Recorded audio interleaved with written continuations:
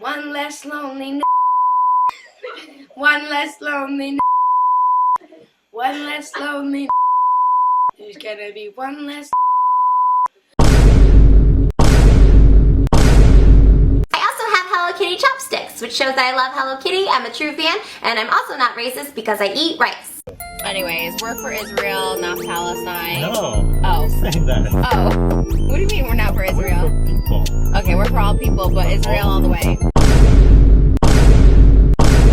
As long as rapists, pedophiles, and sexual abusers have a platform, I'm not going nowhere. When y'all start packing them up, then we can really have a real conversation. But as long as they get their platforms, they can come out with their makeup palettes and their perfumes and their foundations and eyeliners after they done did blackface and called black women ghetto monkeys and wanted to throw acid on a black woman. As long as they can come back on here and talk their shit and y'all still gas them up, y'all ain't gonna jump me for an opinion. Destroying a person doesn't destroy all of the systems that allow harmful people to do harm.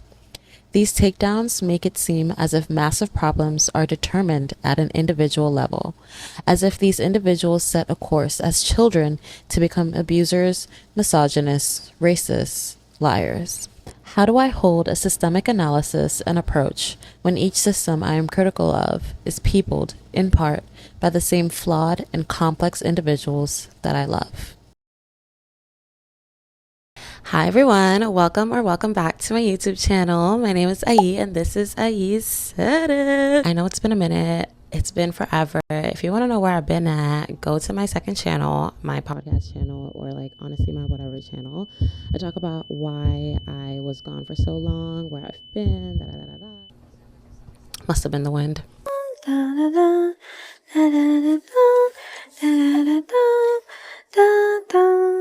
So today we're going to be talking about cancel culture, what it is, why it doesn't work, and why we continue to fall for it. Let me ask you something.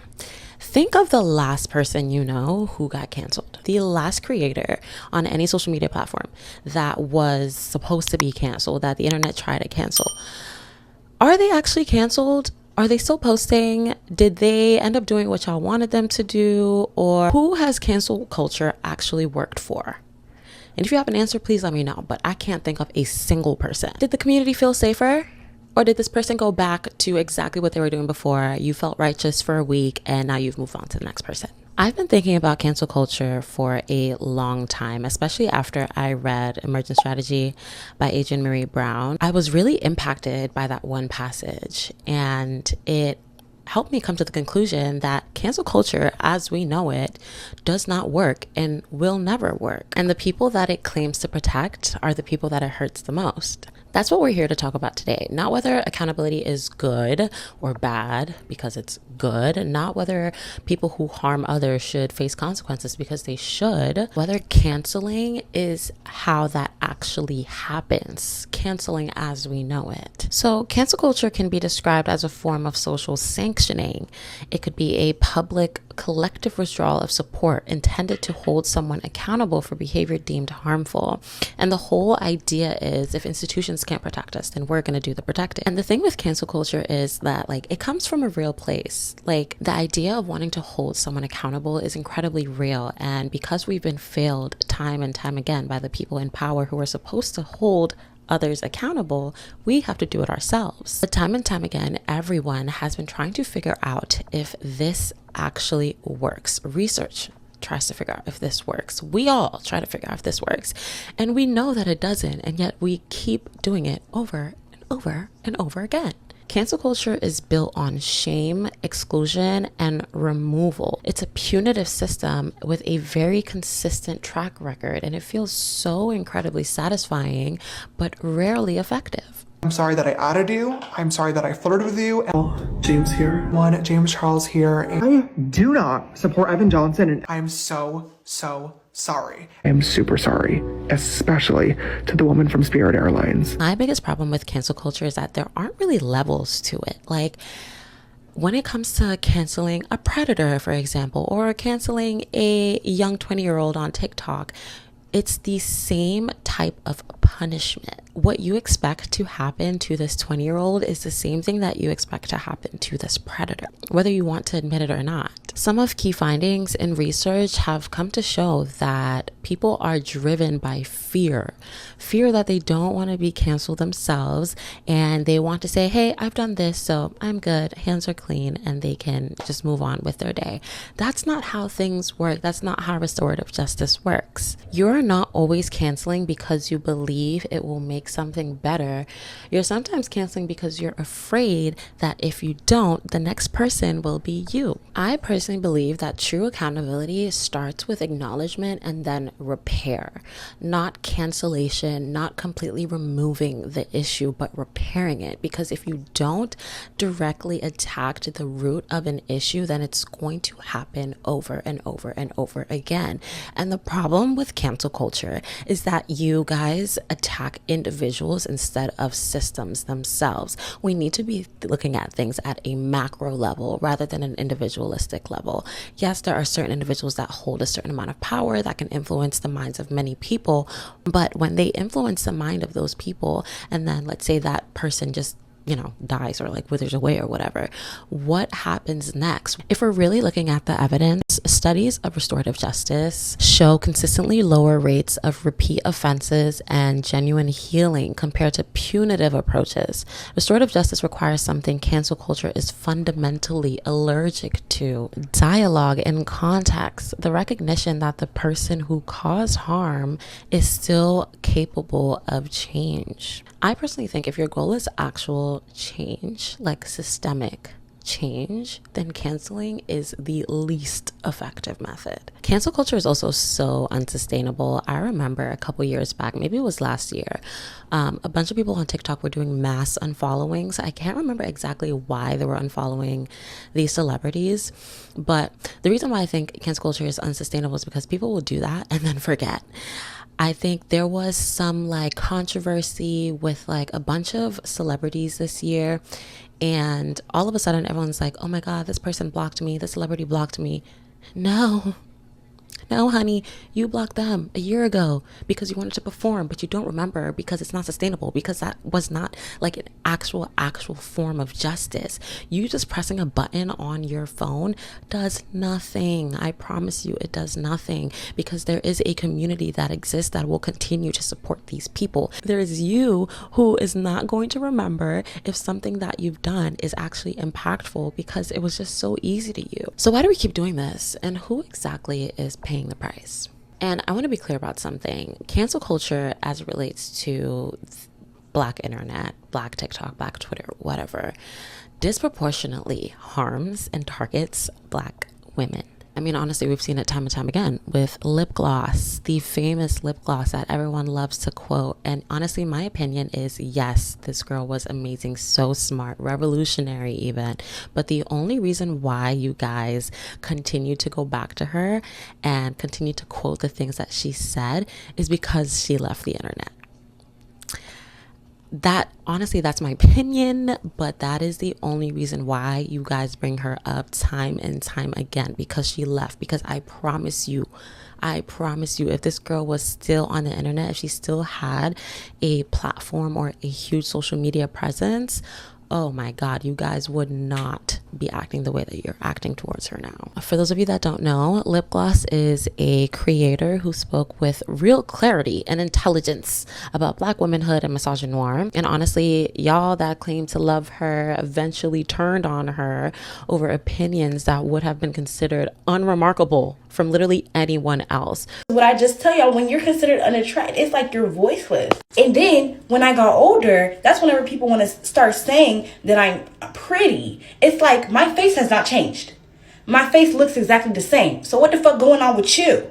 What the fuck is going on with you that I was ugly before, but I'm pretty now? So now that I'm a genius, when people sit in my face and say, don't call yourself ugly, you're delusional. No, I'm not delusional. You're delusional. Because you couldn't even validate me until it became a trend to think I was pretty. Like, don't listen to anything that anybody says, because at the end of the day, we're all brainwashed. You literally have to wait for society to tell you what's attractive. Everything that you think is attractive, you've been brainwashed into. Nothing is fucking real. And the prime example is when y'all say the BBL trend is over. Oh, okay. Black bitches is still gonna be carrying all this ass next week. Are we now irrelevant again? Are we ugly again whenever y'all decide the BBL trend is over? It happened to Paris, who is a TikTok creator, a feminist, who built a following on TikTok and Substack, speaking about patriarchy and women's liberation. She was recently accused of being a TERF, not because she said anything like in particular, but because of her comment section. You can make the most benign feminist comment on the internet ever, and you're going to have people in your comment section calling you a TERF. This is one of the ways in which the left attempts to silence feminists. I wanted to add my 2 cents as a trans woman because this video came across my For You page, and Paris, I generally really enjoy your videos. I think that you make a lot of really great points. However, I think that there's also a lot of valid criticism that you are missing. And I think that this video in particular had a lot of transphobic undertones to it. And I want to start by saying I do not think that you're a TERF. However, I do think that you are making your videos and using your platform in such a way that ends up, whether knowingly or unknowingly, allowing people to draw trans exclusionary conclusions from it, and also just makes it so that it's generally not a welcoming space to trans women. She had failed to police every single part of her comment section. She had failed to appeal to every single person in her audience. Not that she actually said anything transphobic, not that she was rude, not that she was supporting anything in particular, but because of her comments and the people that followed her. Are we being for real?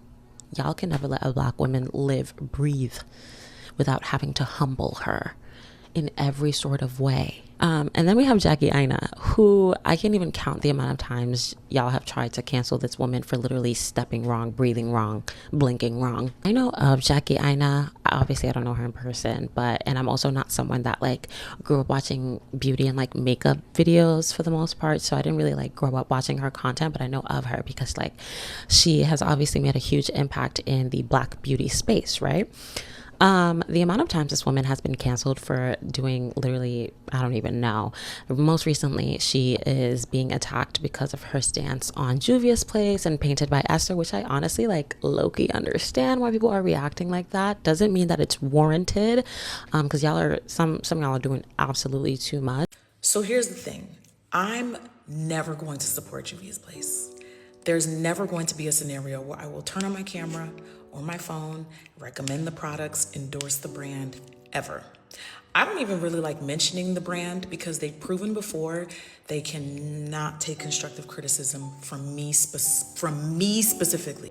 I'm also never going to tell you guys collectively as consumers and as viewers to use or to not use a brand. If you feel a way about Patrick's cool, but that's your business. It is not my job to fight his battles, and it never will be. If you guys collectively don't want to support Patrick as a brand, you absolutely have that right. But what I think is extremely ironic and problematic, and you know there's an issue when I get to pointing that finger, you will absolutely not call me a sellout. You will absolutely not call me a hypocrite. You will absolutely not say that I pick and choose while also name dropping Juvia's Place in my comment section. You absolutely not. I will absolutely remind y'all, absolutely not. Because it sounds and looks crazy. The thing is, y'all come across a Black creator and then you see yourselves in them, and when they say something that does not align with the way that you think, instantly this person is a bad person. How could you say that? Oh, what about this? What about that? What about that? The whataboutism is actually insane, especially when it comes to Black women, because y'all think we are not human beings. Y'all think that we are superheroes. You are aware of all the schemas that are applied to Black women and their identity and their livelihood, and yet you perpetuate them. It makes no sense whatsoever. We cannot speak for everybody. We are just people. Like, we're simply people, and we cannot be the voice of every single human being on this planet. Stop expecting yourselves from others, especially creators that you do not know. A lot of research has been done on the superwoman schema, which is the cultural expectation that Black women must project strength. They should suppress their vulnerability and prioritize others' needs above their own, and all in all embody the community at all times. And this is the exact same schema that is pushed on creators like Jackie Aina and Paris and Lip Gloss. The moment a Black woman goes viral, the internet does not see them as a person. They see them as a resource or a vessel for your questions, your disappointment, and your projections. The Superwoman schema, which is the exact schema that gets applied to workplaces, healthcare, literally everything, is also being applied online. The way y'all treat Black women also has a lot to do with bean soup theory or whataboutism. If you don't know what bean soup theory is, I think one time someone made a video saying, hey, I love this bean soup, and then someone was like, oh, but I don't eat beans or something like that. Basically applying themselves to a situation where they cannot relate in any shape or form and trying to find a place where they don't fit. This is what we do to Black women who decide to come online. We have decided collectively that no voice is legitimate unless it perfectly represents every possible intersecting experience simultaneously, that the woman speaking on misogynoir must also be a perfect trans ally, that the feminist must be the right kind of feminist, that the creator who speaks on relationships must also address disability and class and colorism and diaspora politics and everybody in between. And this honestly gets so bad because of how algorithms are built and shaped. They put us, whether you fall for it or not, algorithms are built for us. They put us in an echo chamber. And when we add someone to that echo chamber and they say something that's like, no, then you start to freak out. Your feeds are curated into ideological bubbles where your existing beliefs are reinforced constantly, all the time. The more specific and homogenous your feed, the more extreme the standards you apply to anyone who deviates from it. When a creator, let's say, who has been in your perfectly created algorithm of Black feminist TikTok says something that is a little bit outside of what you're used to, your brain does not see that as a difference of opinion. Your brain sees that as a threat. This person needs to go. Mayday, mayday. Like it's a big no. It registers as betrayal, and you honestly don't become more like principled, educated. You become more tolerant. And complacent. And when it comes to canceling people and expecting them to apologize and be held accountable for their actions, I want you to actually think of what that looks like. How many times has someone been canceled? They come online with an apology and that apology gets picked apart. I'm not gonna lie, sometimes things are calculated, but for the most part, nothing that someone does will be enough. It was Toni Morrison that said, the very serious function of racism is distraction. It keeps you from doing your work. It keeps you from explaining over and over again your reason for being. Toni Morrison was talking about racism, but this quote has never been more applicable than it is to Black women on social media who spend their entire creative existence explaining their reason for being, justifying their thoughts. I see this on Muslim TikTok especially all the time because that's like a whole separate video, but Muslim TikTok, specifically like Muslim women TikTok, if a woman says something that is like that deviates from the norm in the slightest bit, oh my gosh, the think pieces, my goodness, y'all lose your minds. Stop expecting yourselves from others. Stop, like literally stop. You will be disappointed. You are setting yourself up to be disappointed because nobody can be you. Nobody will be you. And nobody online especially is going to do everything that they can to cater to you. They don't know you. Before we talk about solutions, I want to talk about something that makes cancel culture incredibly difficult to escape. Deflection.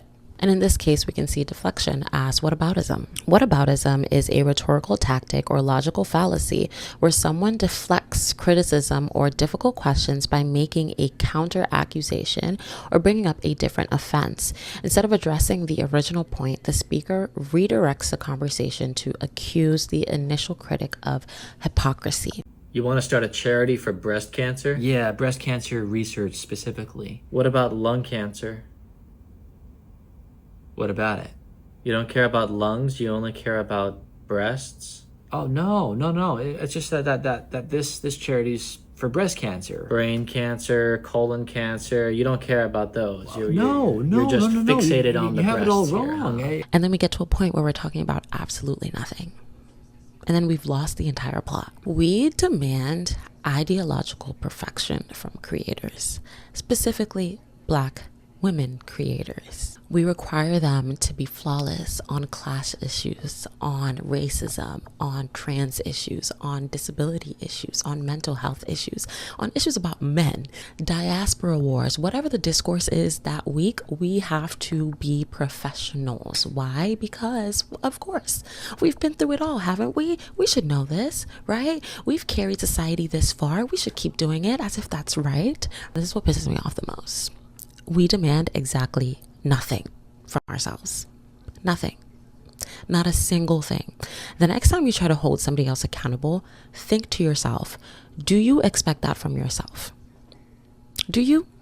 Have you even had that conversation with yourself? What happened to be the change that you want to see in the world? Be the voice that you want to hear? What happened to all of that? No, we're going to direct it to some random 20-year-old on TikTok just because they're voicing their opinions about things that they care about. Hey, if you care about these things, make sure you care about what I think about too. No, I'm not going to create my own platform and speak about what I care about. No, I'm going to expect that from you because you're the one that put yourself in this position. So therefore, you have to speak for everybody, not just yourself, as if that is possible, as if that is sustainable. We set people up for failure, and then when they inevitably miss something, when they inevitably misstep, it's time, cancel them, let them out. Oh, I knew there was something wrong with her this whole time. Oh, when she said this, oh, I remember when she said this, I was like, I'm glad y'all are canceling her now. Oh, da da da. And I'm gonna quote her again. It was Toni Morrison that said, if you are free, you need to free somebody else. If you have some power, then your job is to empower somebody else.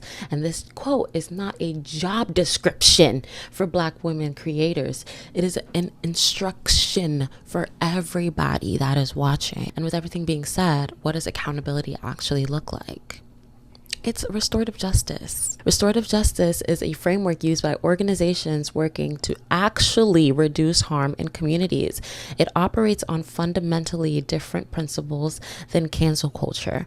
Where cancel culture asks, how do we punish this person? Restorative justice asks, what harm was done and how can it be repaired? And what does the person who caused harm need to do and understand in order to not repeat it? What systems do we have to target to make sure that other people don't fall into this trap and repeat the same offense? Restorative justice practices produce lower rates of repeat harm and genuine healing compared to punitive approaches. They require something cancel culture doesn't offer, which is dialogue and time and empathy, the recognition that the person who caused the harm is still a human who is capable of change. When you're thinking about cancel culture, also think about incarceration because they low-key target the same thing. How can we hold the person, this individual who caused this harm, accountable? Just the individual. And this is a fundamental flaw in both incarceration and cancel culture. They treat the person who caused the harm as the problem rather than treating the behavior, the conditions, and the systems that produce said behavior, just like Adrienne Marie Brown said. And removal, whether it's from the prison or the internet, does not heal anything. It honestly just relocates the wound. True accountability begins with acknowledging and taking steps to repair it. That requires the person who caused the harm to remain in a context where repair is honestly possible and to not be exiled to avoid where they feel no obligation to anyone, because we've seen how far that has gotten us. And I want to leave off by saying a few things.